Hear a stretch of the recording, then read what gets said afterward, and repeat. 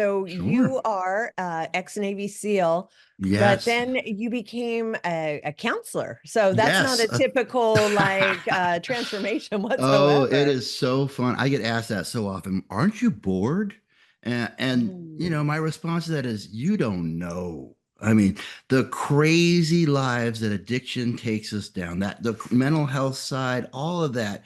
People put themselves in insane situations. And then when they're reliving them there with me in the session, I'm like, whoa, so it is not a boring profession by no means, but there's a story about how I made that jump, because before that I worked for an ambulance service as a paramedic. Before that, I was a firefighter. So I've had a number of exciting jobs. And All first responder stuff, though. That's yes, all yes. stuff that really affects a lot of people on a trauma basis by what they're witnessing, they're seeing. They can compartmentalize, but then it kind of creeps up on you It until you does. can't. It does. And as a little kid, my heroes were Indiana Jones and Mm. G.I. Joe characters. So I was already pre-programmed to be the hero. That was my programming coming up. I needed to save the day at all costs. Absolutely. Yeah. Well, that had to come with saving yourself first, right? It did. You gotta participate in your own rescue. That's a big part of what we do. Um, but unfortunately, for so many people, it takes losing so much for it to sink in. I'm so freaking stubborn.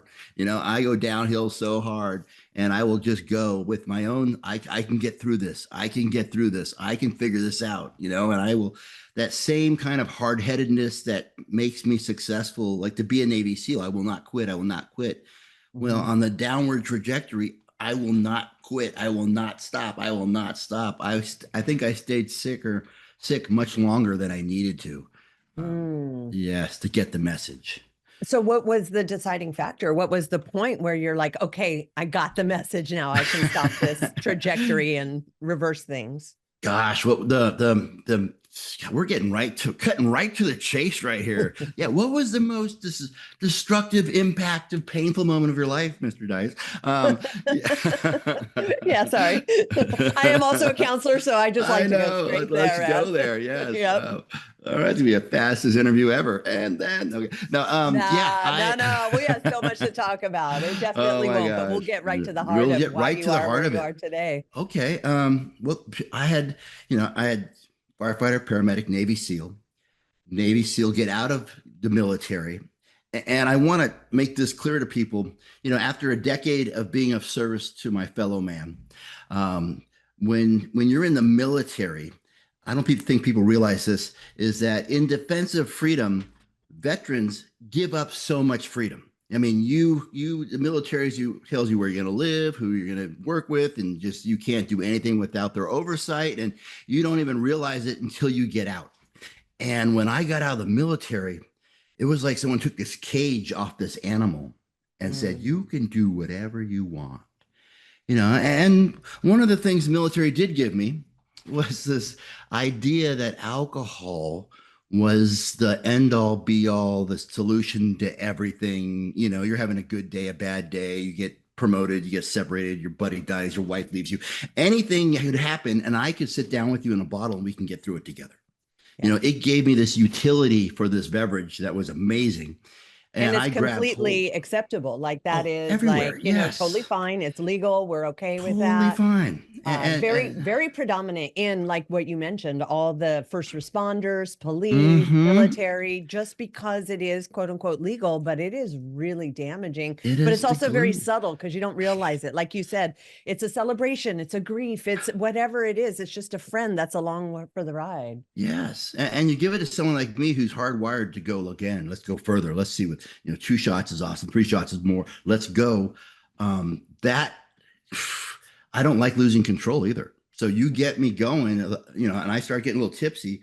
I'm not averse to a couple bumps of blow to straighten me up. So that became this little crutch on the fringes of my drinking. I Well, was especially dabbling. without the military there, like giving you Yeah. UAs and Well, checking in on yeah. you. Now all of a But sudden it's like, oh, wait a minute. even, at the higher ends in the SEAL teams, I'm not diming anybody out, but that's where it started. I absolutely did not want to lose control then. So I was already dabbling in Mm. coke and ecstasy, and then that was part of my decision making of I am going to eventually get in trouble. I am something bad is going to happen.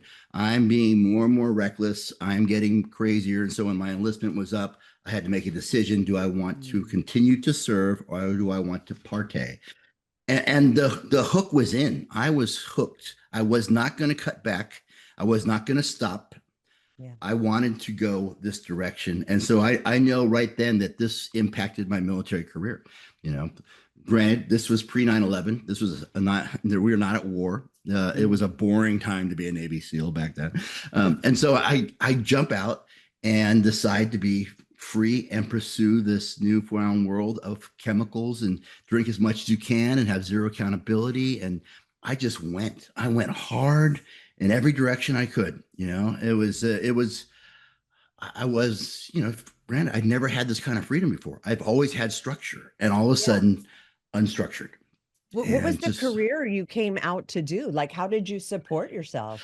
well, immediately when I jumped out, I jumped out, put on a suit and tie, and, I had a bunch of business associates and we were going to move and groove, and everything sounded like it was easy to make money in the private sector, and cocaine costs a whole lot. And so Yeah. all of a sudden these expenses came up, and then out of nowhere, 9/11 kicks off. Mm. 9/11, it was like a whoa, this newfound thing of rage and whoa. And I had a really good habit going at this point. 9/11 kicks off. I thought they're going to recall me any second. Bless you. Bless Sorry, you. thank you. Recall me any second. So I'm raring to go.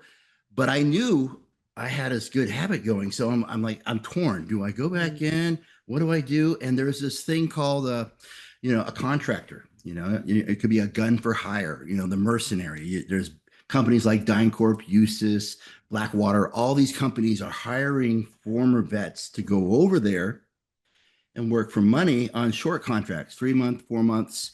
You're still a civilian. You can come back and party.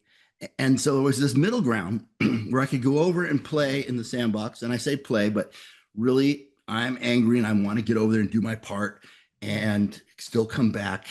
And that began this, it was a very dark era of my life because when you go deploy in defense of your country, there's some honor involved. You feel like I am there, and it's very kind of noble. And if I get killed, my wife gets a flag and taken care of.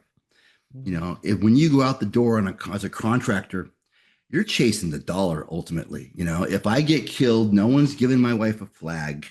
I was a mercenary. Yeah, and sometimes they might not even know what happened to you. It's just like, sorry, yeah, we don't know what happened. Yeah, it was a crazy life, and I Mm. did feel like it was a darker era. I was using drugs, Mhm. and the drugs were escalating. I was going overseas, and I don't know if you remember this, but remember there was an era where Blackwater got in all this trouble for their contractors misbehaving overseas. I'm not saying that was me, but I was definitely part of that era. Mm. We were given too much responsibility, not enough oversight, and literally you go over there and you're top of the food chain, and just yeah, it was Kind of like rules don't apply. It's like, it was you're, wild, wild west. yeah, It yeah, was crazy days, and so this takes a toll. You're going yeah. back and forth, and I'm noticing as I'm coming back here, I don't like the civilian sector anymore. I don't like stopping at stoplights. I mean, I'm getting someone pull up next to me, I'm flinching like they're going to detonate, and I have to Mhm. drink or pop some pills just to kind of level off so I can drive. I'm feeling this some sort of way. And there's two solutions. One, I just stay fucked up drinking and using, or two, I deploy back over there because when I go overseas, it's a weird feeling. I'm keyed up, but I'm supposed to be keyed up, so I feel comfortable. I Mhm. come back to the States, I'm keyed up, but there's no threat. I feel crazy. And so I don't like it here. And so I'm Yeah. stuck in this Ugh. back and It's that whole forth. fight, flight, or freeze where you're just like your nervous Oh system is just constantly man, in overload. constantly in overload. And so it And takes its just toll. real quick, were Sure. you had a family at this time, a wife and kids you Yeah, were also supporting? So that had to be like a third life almost it that you were was, leading. I had talked this girl into falling in love with me, and and we got married, and I was just an out of control. I was not a good husband. And we had a little son together, little Ronan. And, it was, we were trying to pull it off, but when you're in a relationship with an addict, alcoholic, it's chaotic. And I definitely lived up to that reputation. And, that was part of that the early dark years played out in the family as well. Yeah. And so, Yeah. Because you can um, only compartmentalize so much. The worlds are going to start bleeding into each it other. does, and it's unfortunate, but that's Yeah. I see it playing out over and over again. It just hits home, like, God, I know what that's like. And so it's going back and forth. And in video game characters, when you see the life, the do little energy bar, Yep. over time, this back and forth, it's taking its toll on me, and I'm down here blinking red. Mm. And oh man, Angie, I don't know. Am I able to share a photo on here? Bob, I am. You Absolutely. have given me full access. Boom. Can you see this picture here?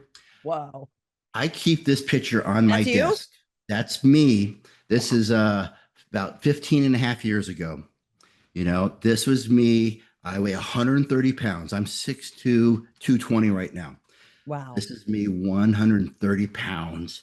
Yeah. And by this time, my Coke led to the ecstasy, led to the pills, led to crystal meth.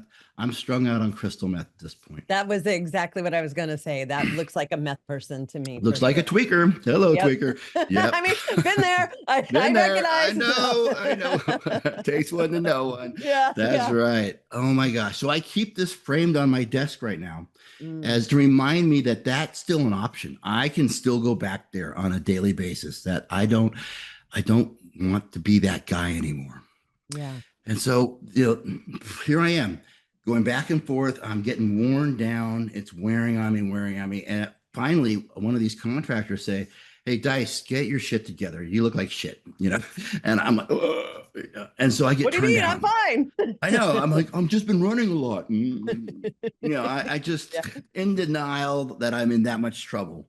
And meanwhile, it's the rumors are circulating that something's wrong with Dice. He's dying. Something's Mm. something's really, really wrong. So And you at the remember same that? time, it's hard for a man, to ask for help. I mean, it's Oh hard my, for anybody to ask for help, but from your position where you've been to say, "Hey, I'm the one that needs help," that is a oh, difficult spot for someone to get to. a Navy SEAL hero, hero, hero. Yeah. Yeah, I am not asking for help. And my Yeah. self-talk is like, I've been through worse. I can get through this. I can Yeah. fix this. Do I even have a problem really? My favorite one is I can quit. I can quit if I want to. I just don't want to. Mm. I lived there for so long. I Yep. mean, oh. So I'm now not have a job. I'm spiraling. I'm drinking and using.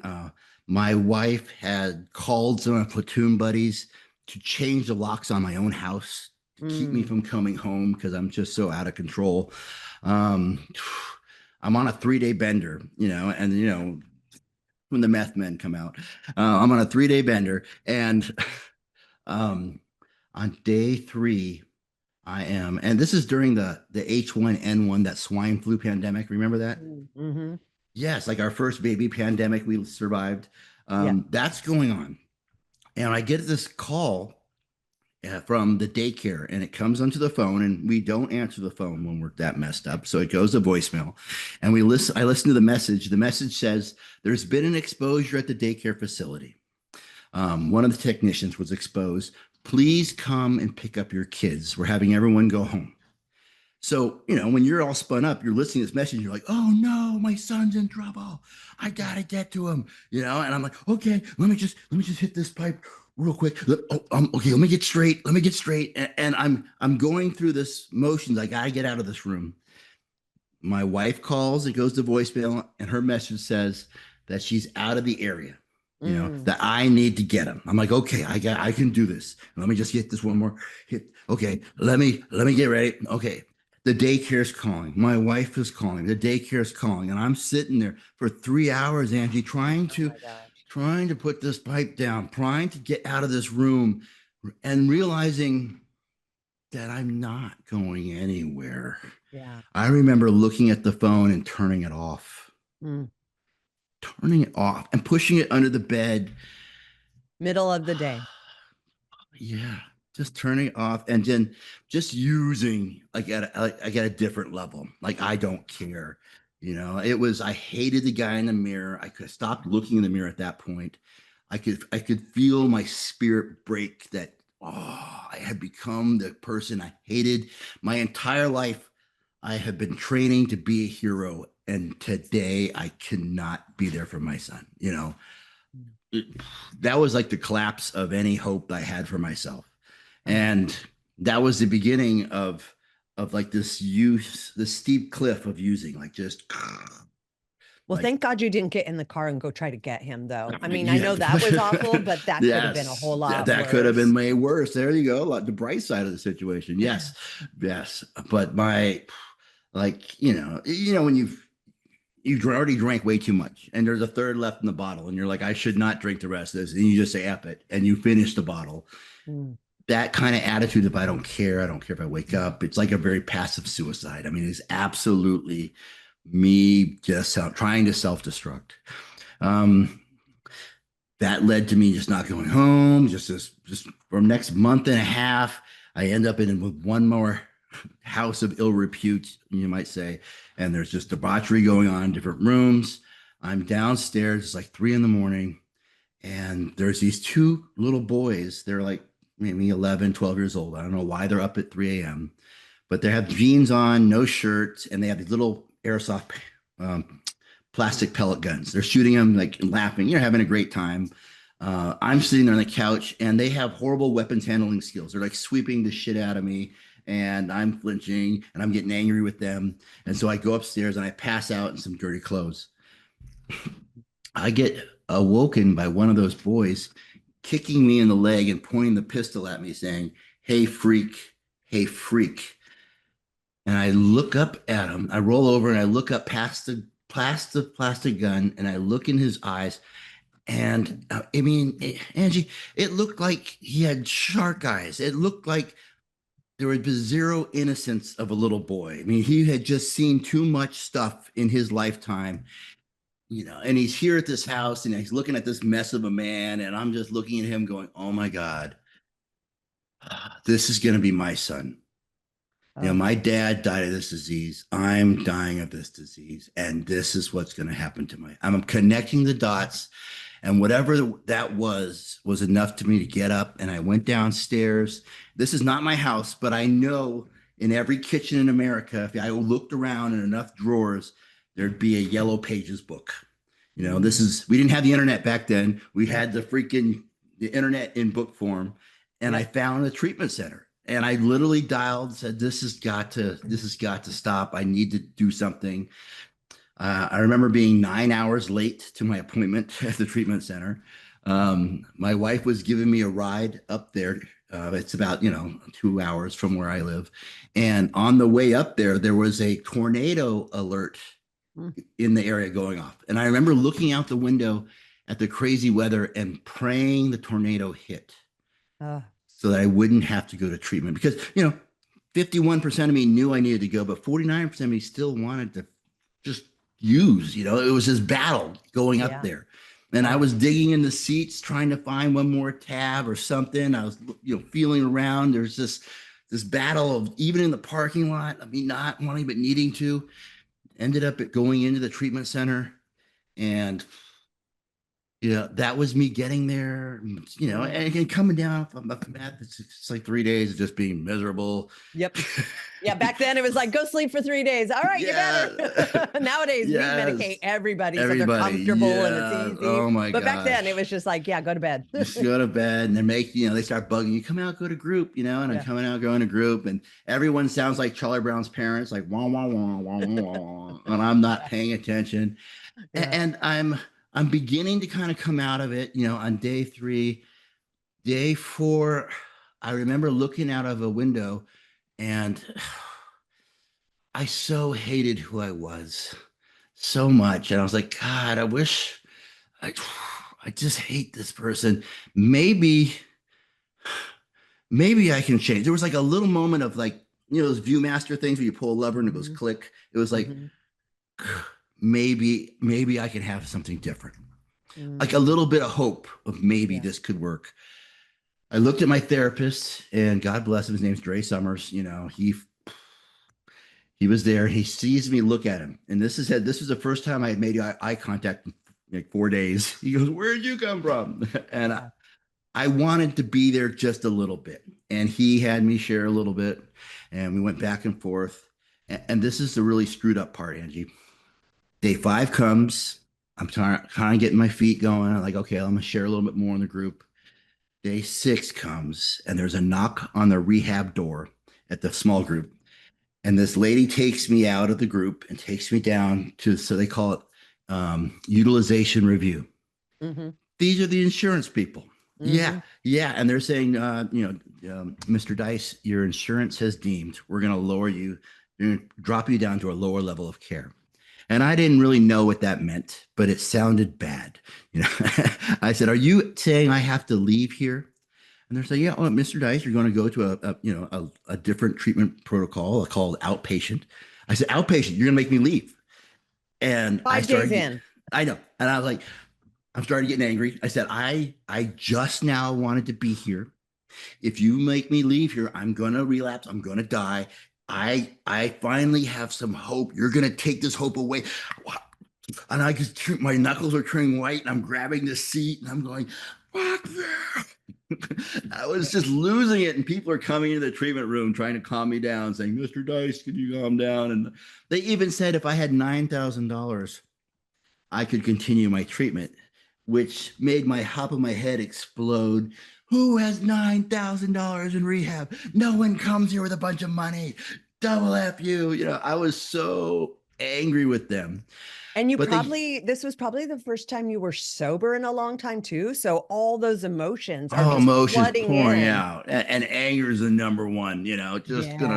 Yeah. And so they gave me access to a phone. They said if there's anybody you can call for to borrow money or co-sign, and I'm calling everyone I know, and I had burned every bridge. No one's saying anything.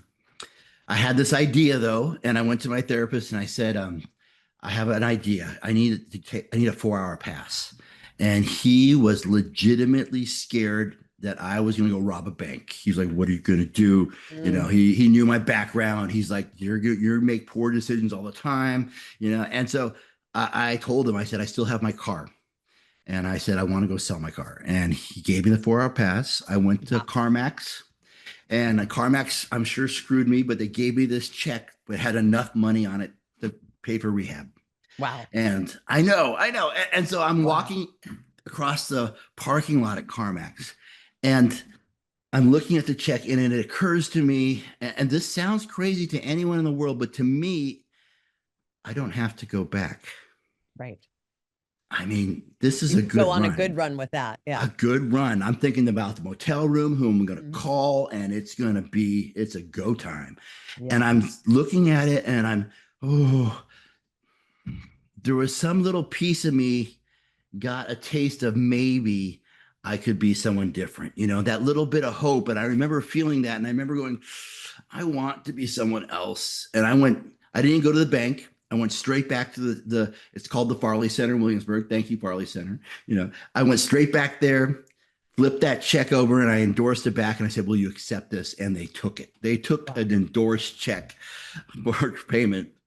And I mean, I was at that point, I was all in. Yeah. I said I had slid all my poker checks into the middle of the table, and I said, "I bet it all on this. You Yeah. guys had better be right."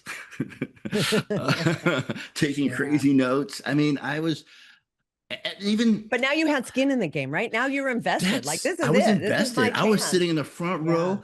No matter what they said, there was one therapist there. And to this day, as a therapist, I don't really understand what she was trying to do. But she told me that when I was a little kid, I didn't know how to self soothe. So that she wanted me to go out and buy a teddy bear and carry it around with me 24 hours a day for the rest of my time in treatment. And so I looked at her, and I was like, Hmm. I'm a Navy SEAL. We don't do teddy bears. She's like, "It's a suggestion if you want to stay, if you want to get this recovery thing." I was like, "Oh, I don't get it. Okay." And so I went out and I bought this black fuzzy teddy bear about this big. I put a skull and crossbone armband on him so he looked kind of There you go. tough. Much And I cooler. walked around with him to the whole time I was in the treatment center, this teddy bear. Oh my gosh. And if That's anybody amazing. said anything, I was like, what? What? They're like, nothing. I'm not Nothing. looking. Dude. Oh, I was in such a place. I would have done anything. They said do handstands. I would have done handstands. I needed to change. Yeah. Absolutely needed to change. And I've always been a kind of a crusader. You give me a mission, I'm going to go, Yeah. in any direction. And all of a sudden they're like, this is what recovery is. This is what you got to do. And I was like, go. But something amazing came out of it. I mean, Angie, Yeah. I got out and I went to outpatient programming and I got individual therapists, and I'm a year into my recovery. Mm. And so I'm a year free of all mind and mood altering substances. And I'm noticing everything in my life had changed. What I thought was fun changed. What I thought were interesting people changed. Everything was changing about me. And I was like, you know, I've always had like, I had to bring an M4 or a kit bag or a gurney or body armor, all this stuff to be the hero. And that therapist, Dre Summers, showed up that morning with a cup of coffee and saved my ass with a cup of coffee. Mm. And it started occurring to me that that guy was a badass. That guy, geez. And I remember the first idea of like maybe me being a therapist popped into my head. And I didn't even want to say it out loud because it sounded so alien to me. I remember sharing it with someone saying, I think I want to work in social services. And it just sounded like nails on a chalkboard. Yeah. Yeah. Yeah. And I was also How old were scared. you at that point? I was 38 years old. Okay. 38. Yeah. Yeah. And I was very worried that I had burned out all my brain cells. Mm. I wasn't like I had been homeschooled my whole life growing up all through high school. So I wasn't like a big student. Mm. Yeah. And so the idea of going back to school is pretty scary. I mean, I really thought I had, yeah, when you're any drug, but for me, it felt like I was doing brain damage most of the time. I could feel Sure. that level Well, the of hurt. staying up for days, the alcohol, like Yes. none of that is Oh, good. it felt like things were shorting out, and Yeah. the Yeah. wiring was fried. And Yeah. so I was very apprehensive of wondering if can I still learn. I went to there's a little junior college called Tidewater Community College out here in Virginia Beach. I went there and took some basic classes and I got A's in them. I was like, whoa. Mm. Took some more and I got my associates in social services. And I was like, okay, I think I'm getting it now. And I transferred to Old Dominion University. Oh, wow. I got my 4-year degree in human services. And along the way, I want to make note of this, um, a lot changes. When you get sober, everything starts changing. My marriage did not survive my recovery. That was I had done so much damage in that marriage, and Yeah. coming into recovery, the separation would have been way worse if I was still using. But at least in recovery, there was some degree of civility as we attempted to peel our lives apart. Sure. And so, I'm still plugging along, still have a son, and and going down this road, I get my 4-year degree in human services. By this time, I'm saying, okay, I want to be a therapist. I really do. I'm working hard, and I'm realizing a lot of this journey into learning how to be a therapist is a lot of recovery work that we do on each, that we've already done with therapists. So it's like, okay, I'm very familiar with this path. I didn't pursue my master's, and in pursuing my master's, there was, and I'm gonna go ahead and put this out there. There was this very amazing instructor at Old Dominion University that just knocked my socks off. I mean, she was powerful. She knew her shit. And God, I sat in the front row of that class, and it was a hard class, and I got an A, and I did all the extra credit. And a year later, I remember asking her out. So Oh. I know, I dated the teacher. Yes. Hey, whatever it Oh, takes. I mean, it was crazy beyond this path where everything's changing and meeting these different things, and and in recovery, one of the signs that you're on the right path is things click and kind of fall into place, and I'm seeing that. So on my 5-year anniversary of being, mind and mood altering, no drugs or alcohol in my system, I go back to the Farley Center and I knock on their door on the day, 5 years to the day, and I say, "Can I have a job? You guys saved my life 5 years ago," and Wow. they gave me a job, and Wow. that was amazing. Dre Summers, that therapist, was still working there, and he kind of took me under his wing, and for a whole year I worked with him, which was amazing. Yeah. Yeah, Yeah. there Because was did you a have to get a certain amount of hours? Like LMFTs have to have so many hours yes, under the yeah. tutor. Yeah. Yeah, you had to get supervision. You had to Yeah. all of that. I got my CSAC license and all my ducks in a row. But Yeah. there was an amazing moment, like a year into working there. Dre Summers had to go on vacation, and he asked me to cover his group.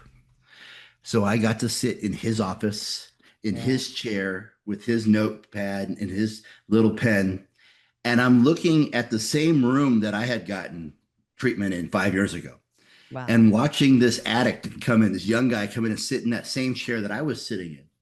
And I'm all of a sudden this moment hits me that, whoa, everything in my whole life had to happen exactly how it happened in order for me to be in this chair for this guy right here.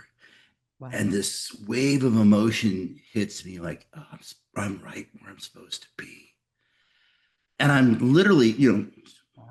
patients are coming into the room, and I'm trying not to break down and cry as a Yeah. therapist, their first day with this new therapist. You're like, don't mind me. I got my teddy Oh, bear over here. No big deal. I know.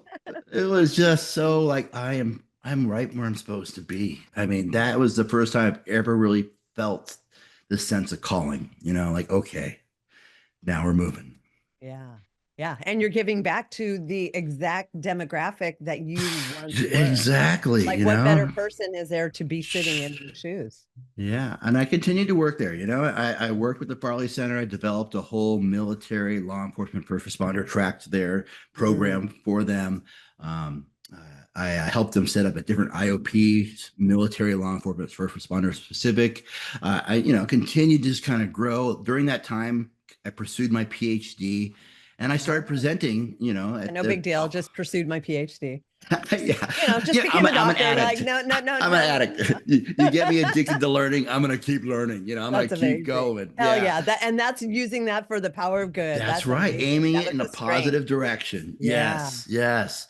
And I'm presenting now regionally, nationally. I even got Mm. invited to the International Association's Global Summit in Italy of counseling, and I got to share about recovery, the embedded theory found in different recovery programs, and really kind of just like shedding some light that the therapists were missing and not truly understanding addiction. What why we keep stuck in these repetitive cycles, and just trying to break it down for them, and then why the military is different and why the law enforcement is different, and really trying to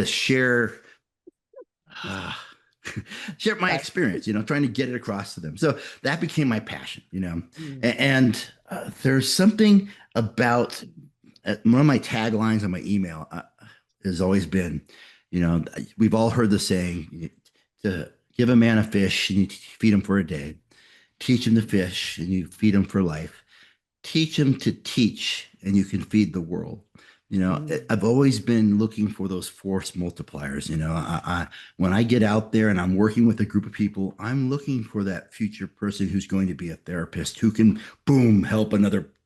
I'm trying to cultivate those types because those are the force multipliers, and then able to get this recovery ripple to go really take off. I'm looking for those, and being a resource to plug them in. Hey, listen, we can get you in online courses here. We can get you in a peer recovery specialist program here. We can really kind of facilitate that, and fan those embers to get that to grow. So I love doing that. I saw another crossover. We're both CrossFit instructors. Yeah, Yeah. Yeah. I have yes. a CrossFit gym on my property, my rehab. We use CrossFit to get people Hell sober. yeah. I love Yeah. it, man. I You're a love it. CrossFitter too. I love that. Yeah. I mean, I have been for a long time. I mean, in fact, even back in my using, I'd show up strung out and blow, being the crazy instructor going off the Oh my chain. And oh my gosh, it was crazy. I couldn't imagine coaching someone that was high. Like, I mean, I get people straight out of detox, but like Mm-hmm. someone the Oh full my blown like God. high, I Yeah. could not imagine. Those poor people. I had to go back, and try to mend those fences. Yes. Oh my gosh. So along this journey, another crossover I noticed, because when I was in the PhD program, I was looking back on recovery, and my journey. And, I had gone through, and part of it was 12-step based, and I was like, it was a hard pill for me to swallow, but I want to understand how that worked. And so I started like looking into the embedded theory found in these recovery programs and how many similarities there were and why that worked for some. And for those who were looking for another option besides 12 step, what could work as well. And so I found these patterns that began to emerge of coming in and it's stages of change. Are they ready?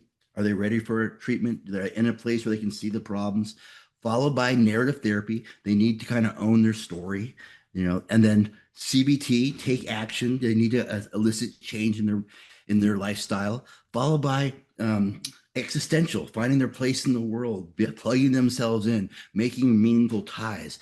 So this kind of process, many different treatment programs follow, but they're the basic building blocks for lasting recovery. Yeah. And so from that, I began to put together what I call the holistic change model, which is just, it's always been there. It's not mine. It's a method for other therapists to use to support people in recovery. Hey, follow this. This is the pipeline they're already on. If you want to support them, here's best how to do it. And so I started promoting that idea, sharing with other therapists to assist in their addiction treatment. And it led to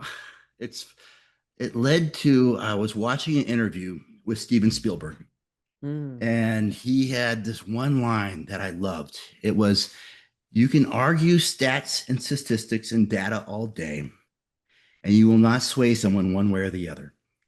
But if you share your story, you have a chance at changing perspective. Yeah. And so I read that and I was like, you know what? I've had a pretty crazy life, and it's led me to this point.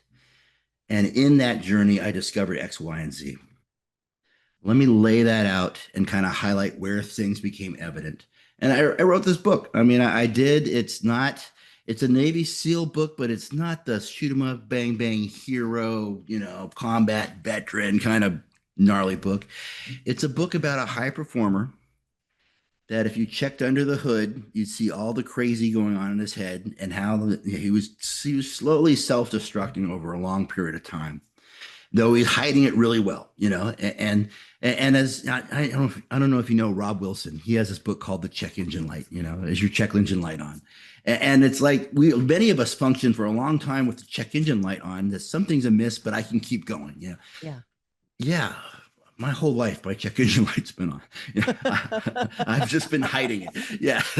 Yeah. And so I love his analogy on that. I'm totally stealing it from him, but he's doing well. But yeah, I wrote this book for two people, basically. One is the person who is just, he hasn't yet blown up his whole life, or he has, but he's wondering, how the hell did I get here? I've been so successful in so many things. I've been a high performer. How did I get myself into this? There's that. The second person I wrote this book for is, if you have a loved one who keeps making stupid decisions over and over, keep blowing up their life, and you think they must be insane, this book may shed some light into the twisted thinking going on under the hood.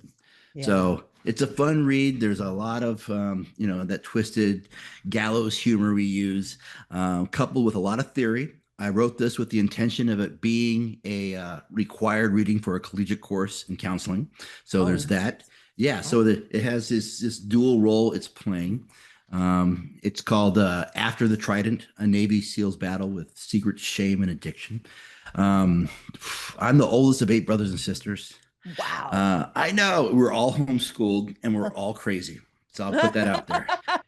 Because you only have each other. Absolutely. I know. Absolutely. Crazy lives, crazy Yeah. stories. And it is funny, as I began to write this book and I began sharing with them different chapters, I got 8 different versions of everything. I'm like, what? Oh, What? So I was like, all right, you guys write your books.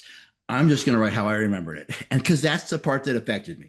And so I'm I was sure there's, wondering, yeah, how that process was for you, the whole writing process. I started doing that and then I stopped, but it is a process. It's oh an my odd, like gosh. introspective, but like, how does that sound to others kind of It feeling? took me 4 years. My Oh, hat is wow. off to anybody who's done it because it is a gruel. Because everything in your life still keeps happening, and you're trying to Yeah. like Yeah. make time to write.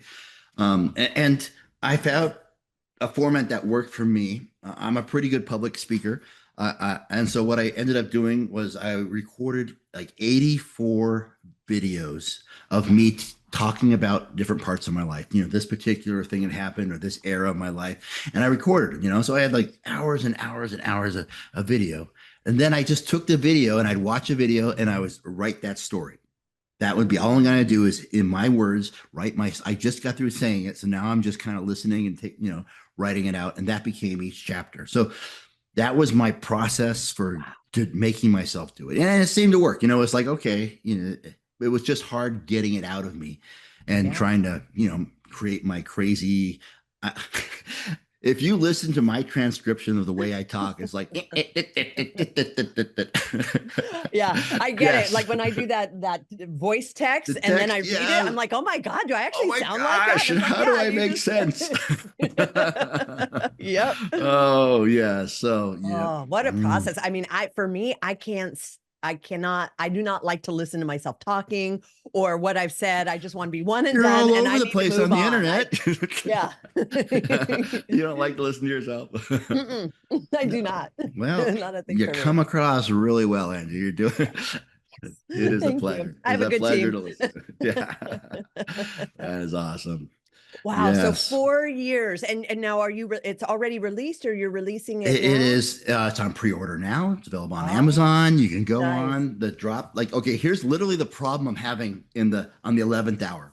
Mm, When you get a book in production, the publisher wants to have a say in when they put their publishing name on the book, and they so don't want you're to get going through a sued. publisher. You're not doing the self-publishing thing. I'm doing like a hybrid where I Okay. have to show numbers and they say okay, and it goes Yeah. back and forth. Uh, but they're literally saying we can't print that. You will get sued or you'll get arrested. And I'm like, oh Mm, come on, I see worse than this all the time. They're saying, but yes, but you're confessing to a war crime. I'm like, mhm. okay, well then how can we put this, this back and forth? Yeah. Because I didn't hold back. I just said this is what happened, and I can understand not naming platoon buddies by name if it's a war crime, or not naming gosh, different Government agencies officials. yeah, or agencies I worked for, Yeah. when I was going, doing stuff illegal overseas. I can see that, but there's got to be a way to get this message. So there's a lot of me battling them. Like some of them were like, but sir, those are national treasures. You can't say you took them, And I'm saying, well, I returned them. If you read in chapters 48, you can tell. Yeah. So there's a lot of that. Yeah. Well, it's probably a good thing you had them then, because had you just put all that out, who knows where you would I be. know. I know. I think so. Everything happens for a reason, but Yeah. I Yeah. definitely, yeah. So, which is fun. But in order to combat that, a lot of remember all those videos I made, a lot of Yeah. them, I just put them up on YouTube. I said, listen, there's a message I'm trying to get in this one segment. I'm just going to post it, and I threw it out there. And so, people put all kinds of stuff out Good for there. you. And I think the greatest message I can share is my own experience that I've been through. So, yeah. Like you said, the story, nothing is like the story, and you being vulnerable and sharing it. That is Gosh. amazing. Oh man, it's been a crazy journey because I married that college professor. Ah, there I we know, go. I know, yep. Yeah. And she is also in recovery, so we share that, which is Wow. amazing. That is so We have amazing. 5 kids together, and I know, and they're all like they're getting to college now, and they're doing all that stuff, and older kids, and just being someone who's been down these hard, dark roads, it has been much more of a resource for my kids than being Mm, something that they're going to use against me. yeah. Yeah.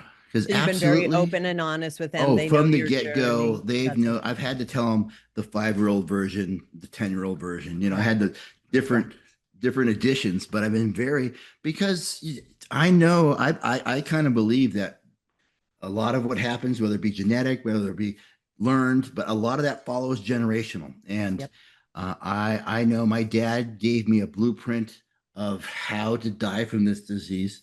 My gift to my kids is, hey, you can kick ass and be in and not drink and use.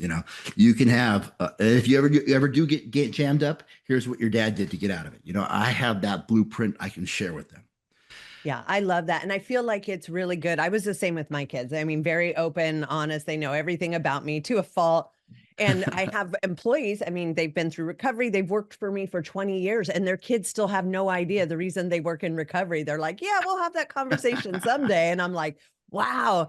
And there's nothing wrong with that. I mean, they raised a quote unquote normal family, which is, for some people, that is breaking the generational Hmm. thing, is not bringing it into their kids and their families and that sort of thing. But for me, I was the same as you. I was just always very open, Let them honest. They're like, know. yeah, mom, Yeah. I know your story. You started drinking at 11. I get it, whatever it is. But for me, that's Oh, just easier because I can just be that open is and cool. honest. And what I've found is when you are genuine and you're vulnerable, that doesn't usually get used against you because so many people aren't that way. Gosh, yeah, absolutely. And can I, there's the last couple of years I've been working with this, the Mountain Seed Foundation, which is, it's a nonprofit. And they came to me about 3 years ago and they said that they were developing a military component to their program. And what they do is they go out to, their mission is to go to countries that are affected by war and work with their families to help build resilience and strength and help them move past it. And they go to all these different countries, Ukraine, Palestine, all these different countries they work in. And they asked me to come in and develop a veteran component for this program. I said, Wow. absolutely, I'd love to, and um, they flew me out to Austria. And in the Austrian Alps, they brought in 15 families from the Ukraine for disabled veterans, like they'd lost a limb or a leg from the war, and the families had suffered this whole loss. And we got to work with them up in the way up in the Alps, and we taught them through mountaineering and rock climbing. So we're getting them back on the rocks, with their prosthetics and getting them out there climbing these huge faces and teaching them that they can still accomplish. Their game's not over, and at the top of a peak, we'll find a clearing and we'll have this amazing mental health session up there. And just go, I mean, just the change from a war zone to the Austrian Alps to opening up and just having all these breakthrough moments. This all goes on. In the meantime, the families are being worked on, the kids are being worked with, the wives are being worked with. The very last activity they do is we reunite the family, the dad, the mom, and the kids. And we have them as a family summit the highest peak in Austria together. And the guides kind of step back and let them kind of self-govern, and they have the trail and they're clipped in, but they're working on their own little unit. And together they conquer this peak together. And you should just see, the dad's finally being a dad again, because they've kind of fallen into these roles where the mom takes care of everyone. The disabled veteran has become like another kid, and the mom's stressing out because she's carrying the family, and the kid is being so overly protected they're no longer be a kid. But Mm. here, the whole family's around allowed to find their own roles again and summit these peaks at the end of the program, and it's just transformative. Wow. And the reason I'm sharing this with Empowering. you, Yeah. empowering, and just so much done in so little time. The reason I'm sharing this with you is twofold. One, this is something that once I got involved with, I quickly volunteered my whole family as participants to help, like at base camp, and help with the ropes and just get them involved in this philanthropy. And now that's all they want to do. They love it. They said, Dad, we don't want to go on vacation. We just want to help these, because they can see Oh, what kind of work can be done. So they've yeah. all fallen in love with this organization. And two, Love I that. mean, any platform I can get on to share with, I'm going to encourage people, go to the Mountain Seed Foundation's website. They're doing meaningful good, making meaningful change across the world to families affected by war. I'm just doing my little part of, help supporting them, because I've witnessed firsthand miracles being accomplished by a small, and they're all veterans who are just volunteering their time to put this program together. It's pretty amazing. I love that. And I love the whole help the whole family, because we have to do that in our program, because you can't just fix the individual.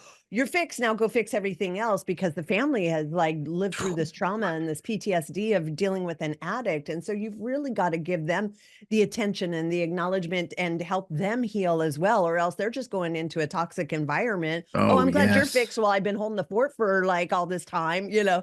And so And it's it's, really, you yeah, really have to like help the whole family unit, I think, to have the best results for it sure. is. It is. And it's like a recovery bomb, because you take Yeah. that family, you throw it back in the community, and boom, the community sees the difference in this family. They Yeah. hear the wives talking to the wives and the husbands talking to the husbands. And the biggest takeaways that we share with them as we're out there on the side of this mountain and we're having this little group therapy moment, Yeah. that this is you're in therapy right now. This is group therapy. This is what this is. It's not something else. This is actually just you talking to a therapist, and their mind is open like this. This is Mhm. therapy. Because and many other cultures, ours included, but to a much more extent, like the Ukrainian, the Ukrainian culture is not very conducive to mental health therapy. But this little family we've sent back is sharing this. Listen, a therapist can do wonders. This is something that we is good for us. We've seen follow on.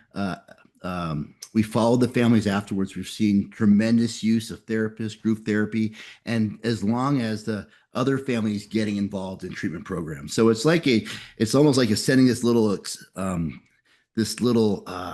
grassroots boom in a community and watching it take hold and seeing the reach and the help kind of spread out. So it's definitely a force multiplier. It's one of my biggest reasons that's That's your it. thing. Do That's my you get thing. people from all over the world, like people from the United States, or is it pretty specific to people like Ukraine and that for now? The Mountain Sea Foundation goes where there's conflict. They've gone to, they go to Israel and Palestine. They go to the Ukraine. They go to Iran. They're all, I mean, they'll get the guides who speak the language. They'll bring in the therapists who speak the language. They'll bring in the team, but it's the Mhm. same format that they bring in. And it's wherever there's conflict, wherever there's war and suffering, boom, they'll bring the help. So it's That's just amazing. it's a pretty amazing organization that it was started by, it was basically started by some U.S. veterans who were suffering from the effects of war, Yeah. and through mountaineering, in the going into the mountains, found a sense of peace again. And they said, hey, this needs to be shared. Yeah. I love that. I mean, it goes right along with, adventure therapy and Mm-hmm. nature grounding and moving our bodies, which I think, I think that's a big thing that's missing from a lot of recovery is the moving the body element to get yourself feeling better quicker, to Move a get those muscle, change a endorphins thought. going, to feel Yeah. that sense of accomplishment, empowerment, like all that stuff. If you don't have that, we can all just drink a bunch of coffee and Yeah. smoke a lot of cigarettes, but we're not necessarily feeling better, but we're sober. But you've got to take action, physical Gotta action to like feel better. That's right. Yeah. First thing you gotta do is make your bed. Get up, make your Absolutely. bed, take action. Yep. Yeah. Absolutely. So Wow. now are you working with individuals personally? Do you work through a rehab? Where are you at Where am now? I What right is now? Okay. Wait, I are you went working on 8 kids? Is that the goal? No, I think we're done. I went Okay, on okay. from the Farley Center and I opened Bishop and Dice Defense, which is a veteran-owned small business. Myself and Scott Bishop are the two owners of this company. Our whole goal is to go out to law enforcement, first responders, and VAs across the nation. We will go in and we will provide them with tier one access to training, uniform supply, ammo, paper, whatever they need for a whole year. We'll be Johnny on the spot. We'll shoot the shit. We'll talk with them about all the cool gear that's in the world. And on year 2 of our relationship, we bring in mental health services. It's the total earn the trust, make the relationship, because these populations, our nation's heroes, they don't want to talk about feelings. Yeah. They are dukes are up. How you doing? I'm good. Okay, let's carry on. This is them. This is their psyche all the Yeah. time. Yeah. For them to get to a place where they're open and want to discuss. They do not want to be hanging out like this. This is uncomfortable. They're much more comfortable up here. So it takes a year to kind of peel back those layers to allow access to the what's real. So this Bishop and Dice defense, we've been doing that for 3.5 years. We're in 7 states now. And that's continuing. That mission's continuing. I'm glad to get the book off the plate so I can move on to other projects. I also teach at Old Dominion University. I'm an instructor in counseling and human services. In addition to that, I continue to run groups. I've been for over a decade now, been running groups, therapy groups for veterans, law enforcement, first responders, and substance abuse, and the general population. So twice a week, I still run groups, therapy groups. So I'm staying. So not specific to addiction. It's just therapy for anybody that needs it. It is comorbidity, addiction and other mental health issues. Yep. So, yep. So, and high performers. I find gosh, high performers fall into this category of, the veterans, law enforcement, first responders, all these heavily defended people who think they can do it on their own. Yeah. Well, and I've noticed that when I went out into the entrepreneur world, how many of them, they need their Adderall because they got to stay focused. They got to keep producing. They got to do all the things. And it's like, wait a minute, you're not that different than people coming into my program. You just hold it together better because you're a high earner, high producer, that sort of thing. But they do have the same kind of stuff that they're kind of constantly trying to keep at bay. Hey, anything works until it doesn't. That's just it. It really, it works until it doesn't. Yeah, absolutely. I love the mission that you're doing. So now have you created a course like online course or that sort of thing, or possibly that's in the future, or what is in the future? Right now, it's merely it's a theory. I'm working with the professors at Old Dominion University to get some to go through what do you call it? Go through testing and go through peer review, all of that. We have a couple point papers we've got published. All of that kind of needs to be fleshed out. The book that's drop, probably a lengthy process, right? Oh my gosh, lengthy and frustrating, but it's something that has to be done. In the meantime, for it to be legitimized, like from yeah. it to go from a theory to reality, I guess. Yeah, Is that the point? and yeah, that's the point. It is, right now it's just a theoretical model that which, we can use whatever theoretical we want in therapy. So it's one that I'm happy to talk someone through. And most people kind of find out that, wow, I've already been kind of doing that. And I said, yeah, you're just kind of basically putting a name to it and putting a process and giving you some idea of where you're headed. And it seems to work for them. I love that. Absolutely. Yeah, it sounds like it's something that could grow. You could get support groups. I mean, for me, that was always a big goal. God, it'd be great if we had elevate groups in every town, kind of like AA and NA and Smart Recovery, just different availability to people to have access to help, because a lot of people don't realize there's other methodologies out there. There's other ways to skin the cat. They think there's just one way because that's the predominant one and that's all anybody knows. But it doesn't appeal to everybody. And so having other ways to help people, it's so vital.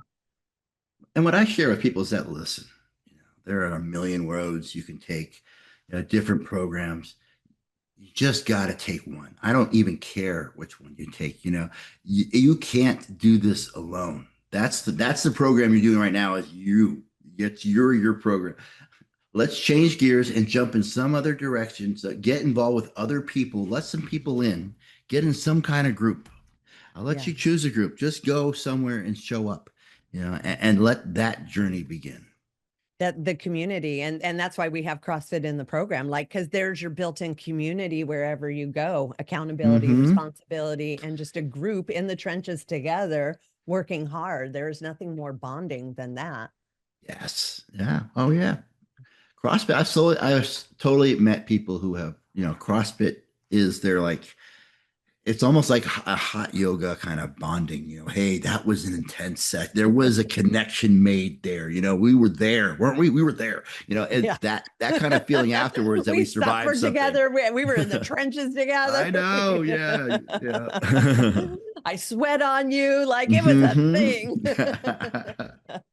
I love that. So 2 more quick questions for you, because Sure. I know your time is valuable. I don't want to keep you too long. Are you doing your Audible for your book? Oh, I am absolutely. And with my crazy voice, I've been told I should be a cartoon Good, thank character. gosh. I think the hardest part for me when doing it is to stay on text. I'm sure I'm gonna drop all kinds of F bombs that aren't supposed to be in there. I'm just gonna talk. No, I'm gonna make it interesting. So yeah, I'm gonna do the reading. Awesome. All right, good. And then how can our listeners find you? Like, do you work with people individually? Like if they want to reach out to you, like they're curious, but they don't want to commit or they don't know what to do? Absolutely. There's several ways to get a hold of me. Dr. Dice on any social media platform. Go ahead and look it up. Boom. You can reach out to me. You can get through right to me. I'm the one answering the call.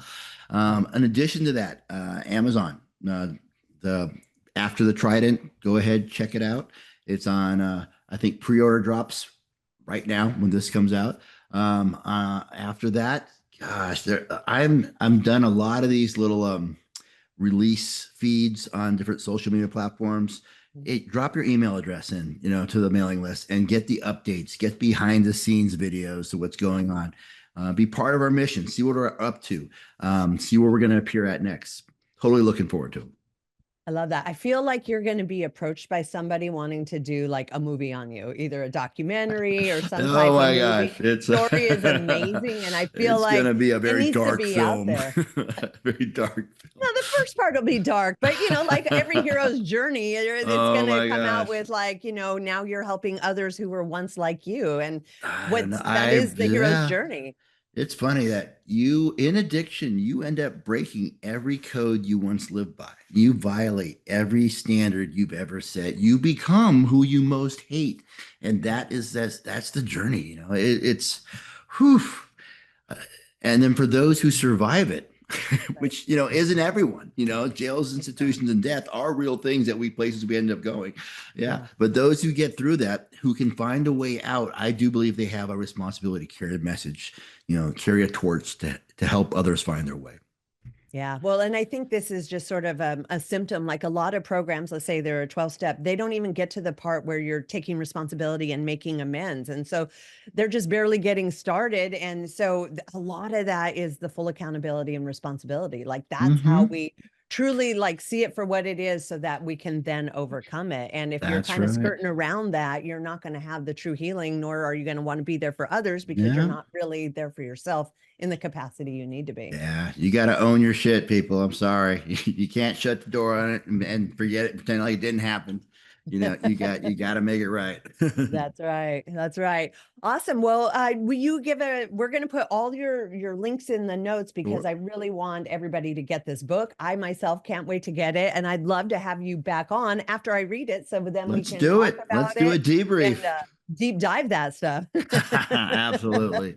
Looking All forward right. to it. Thank you, Angie. Thank you so much for coming on the show. And I hope to talk to you again soon.